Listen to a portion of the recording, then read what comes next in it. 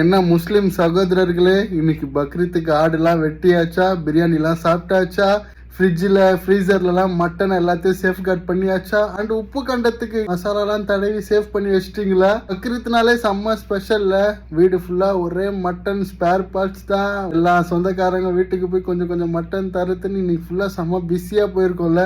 கூட என்னோட ஸ்கூல் டைமில் என்னோட ஸ்கூல் வந்து அந்த முஸ்லீம் ஏரியாவை சரௌண்ட் பண்ணி இருந்ததுனால இந்த ஒரு விஷயம்லாம் ரொம்பவே கனெக்ட் ஆகும். பெரிய மெமரிஸ் இருக்கு. நான் வந்து பல்லாவரத்தில் தான் இருந்தேன். ஆடு தொட்டின்னு ஒன்று இருக்கும். பக்ரீத்துக்கு ஒரு வாரத்துக்கு முன்னாடியே கேமல்ல வந்து வச்சிருவாங்க. அந்த ஒரு வாரம் அந்த கேமலை நாங்கள் பார்த்துட்டு இருப்போம். பக்ரீத் அன்னைக்கு காலங்காத்தால அந்த கேமல் வெட்டுறத போய் உட்காந்து பார்த்துட்டு இருப்போம். வருஷம் பக்ரீத் வந்து it holds a memory for me.